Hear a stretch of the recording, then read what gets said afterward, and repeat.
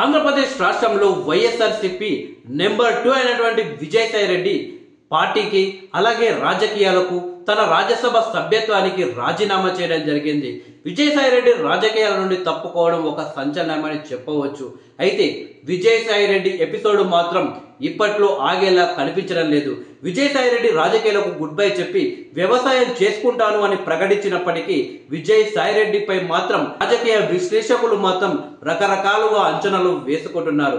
తాజాగా విజయసాయి రెడ్డి వైఎస్ షర్మిలతో భేటీ అయినట్లు సోషల్ మీడియాలో వార్తలు వచ్చాయి. వైఎస్ఆర్సీపీలో తనకు తగిన ప్రాధాన్యత ఇవ్వడం లేదని, గతంలో మాదిరిగా జగన్మోహన్ రెడ్డి లేడని, నన్ను అవమానించారని విజయసాయి రెడ్డి వైఎస్ షర్మిలతో చెప్పినట్లు సోషల్ మీడియాలో వార్తలు వచ్చాయి. అవి నిజమేంతో తెలియదు కానీ అవి సోషల్ మీడియాలో మాత్రం విపరీతంగా వైరల్ అవుతూనే వచ్చాయి.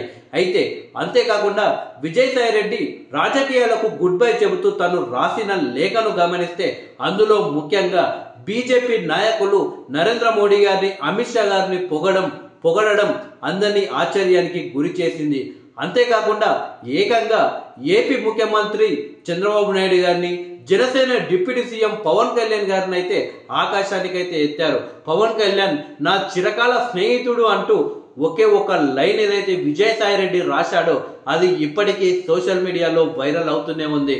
పవన్ కళ్యాణ్ పై విజయసాయి రెడ్డికి ఉన్న ప్రేమను ఆ రకంగా తన లేఖలో ప్రస్తావించాడు అని చెప్పేసి కొందరు వ్యక్తులైతే సోషల్ మీడియాలో మాట్లాడుకుంటున్నారు. ఏది ఏమైనా కానీ విజయసాయి రెడ్డి లాంటి స్ట్రాంగ్ లీడర్ రాజకీయాలకు గుడ్ బై చెప్పడం కేవలం తన అభిమానులకు కాదు, ముఖ్యంగా వైఎస్ఆర్సీపీకి మాత్రం కోలుకోలేని దెబ్బ అని చెప్పవచ్చు.